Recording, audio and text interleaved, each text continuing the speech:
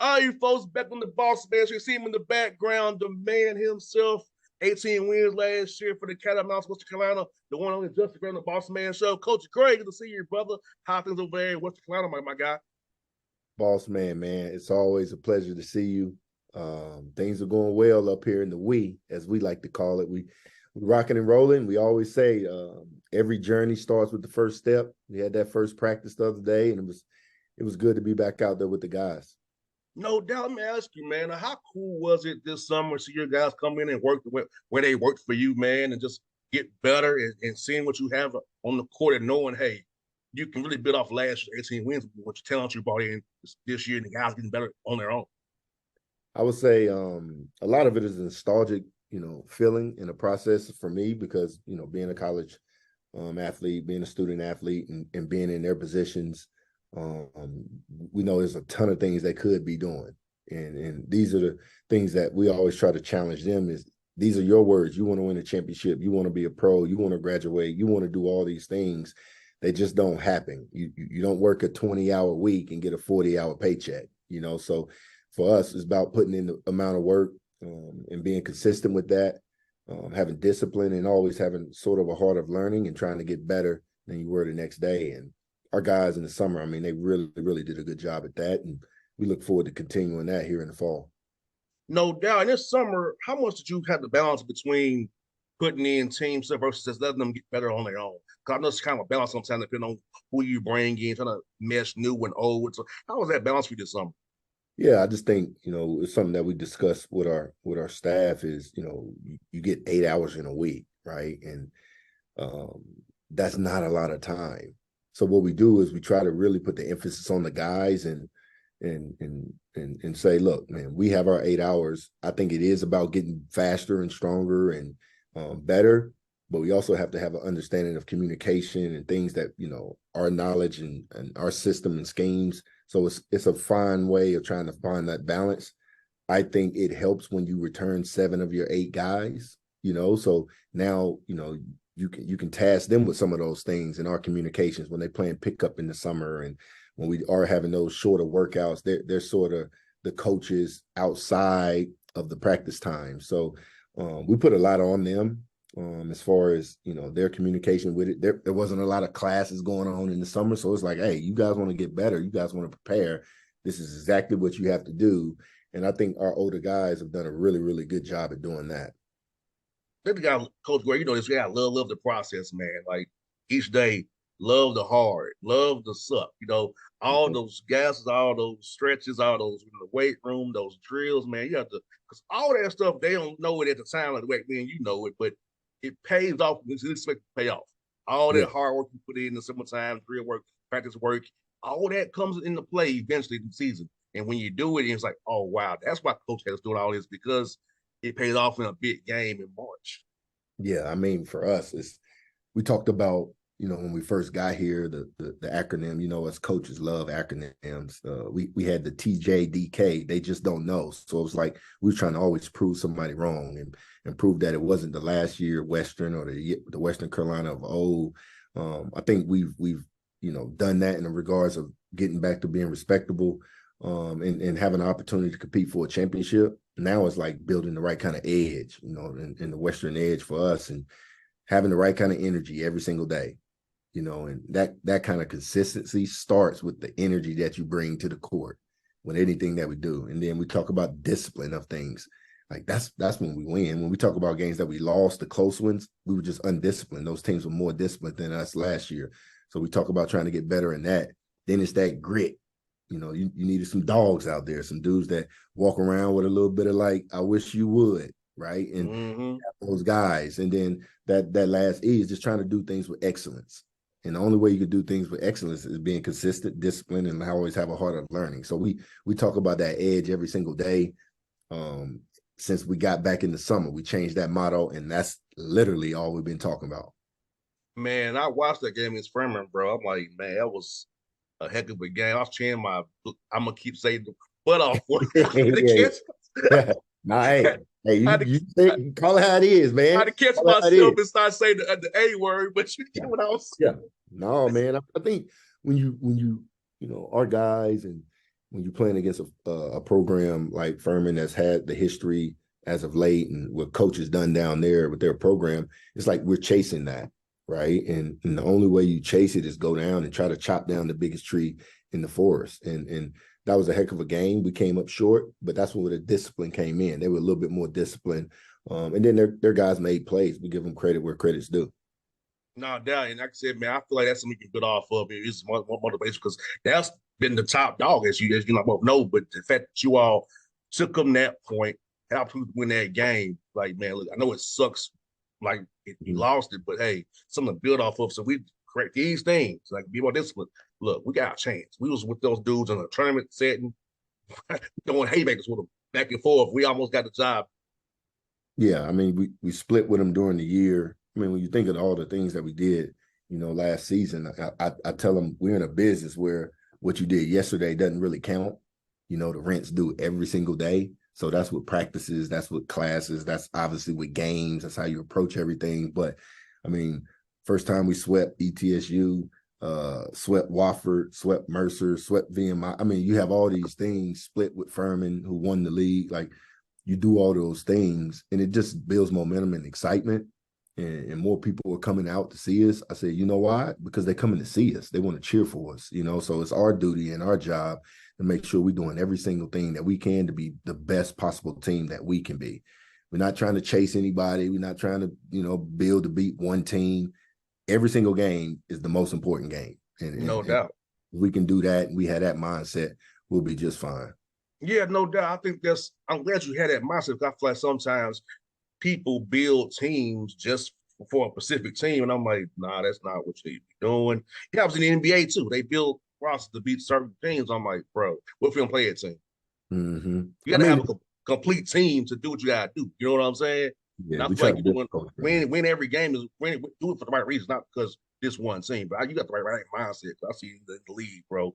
It blows my mind. Mm-hmm. I mean, there's so many good players, there's so many good coaches. Like, that's like going around and counting the next man pockets. Like, Mm-hmm. that's not how I was raised. I wasn't raised that way. I'm not worried about what they're doing. I'm focusing on us. How can we get better? And how can we be the best possible team? How can we be our GOAT? You know what I mean? How can we be the greatest team that ever walked through this program, through this university? That's all we're trying to focus on is us. And it happens, I'm telling you, you know how it is. The really, really good teams, the really, really good players, the all-time greats, they're consistent, they're disciplined, and they always are willing to learn. They don't never think it's about them. So that's what we preach with our guys. And we got a good group. I'm excited about it.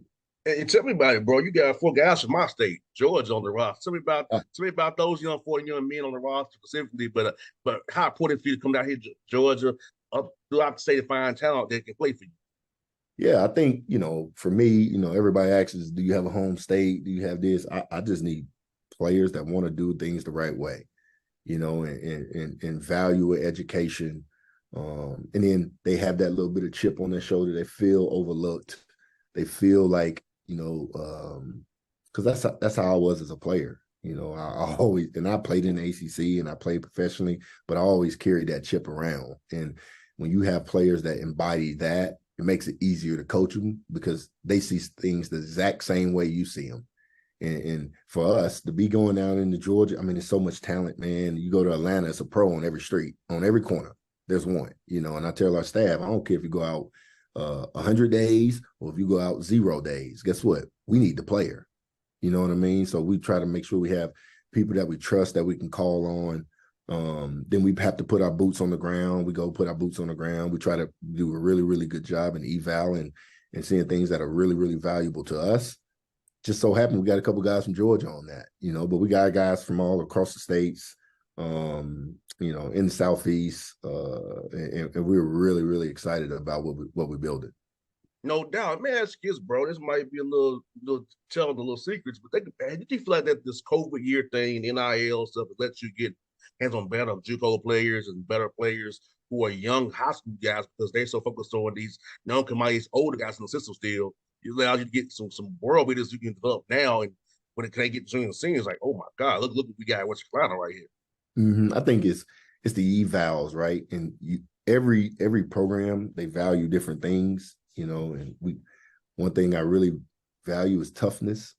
I just, it's hard to play in my program if you're soft, so Yeah.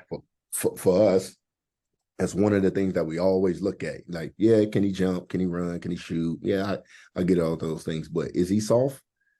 If he's soft, he can't play here. If he doesn't have a mental and a physical preparedness, like where they are ready for anything, and the most important thing is the next thing, then it's kind of hard for them to be in our program. If they're not a gym guy, if they don't value school, if they think it's about them, I don't know. We need guys that it's the we over the me. So we try to do all those things, and then competitive nature, man. Like it ain't over to the fat lady sing. You know what I mean? Like that's how Mm-hmm. and you can pull out the keys in the gym, you out there, right? But it ain't over yet to the buzzer go. And we got those guys that play that way, compete that way daily, and they push each other to be better. I mean, I say get right to that line. I mean, you get right to the line, but don't cross it. And some days in practice, doesn't look like they like each other all the time. But as soon as it's over, what we going to eat? Bro, where we at? You driving, I'm driving, and that's the kind of brotherhood you want. You want people to have iron sharpens iron mentality, right? So those are some of the things that we really, really try to hone in and lock in on when we're going out and recruiting talent.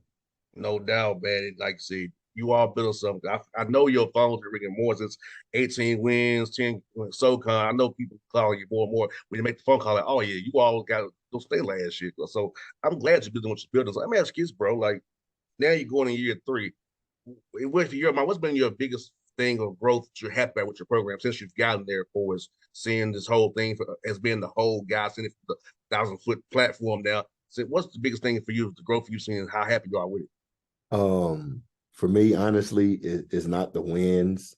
It's we're graduating guys, right? So everybody that was capable of graduating graduated. Um, and we like to talk about, if we're coming in and you're a young guy and we're doing things at a 9 for you and you're here at a 1, by the time that you leave out of here, it should be flipping. Now you're ready for the real world. We're doing less. You're planning your days. You understanding because we're in the business of raising kings, and that's what I try to tell them. Like, I want a bunch of leaders. I want a bunch of guys that want to go out and make things happen and change the world and be able to do those things. How do we do that?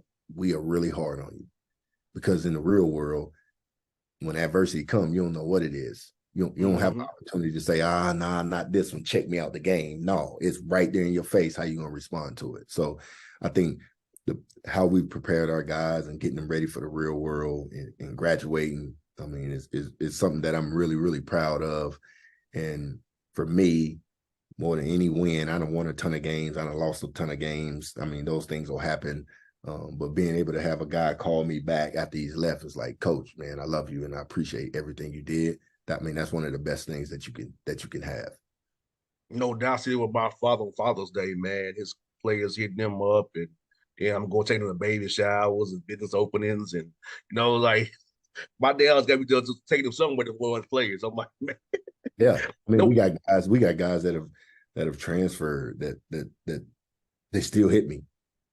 And it's like, man, Coach, you was right, and I felt that way. I was young. I was 18, 19 once, and thought I knew everything, and it was going my way.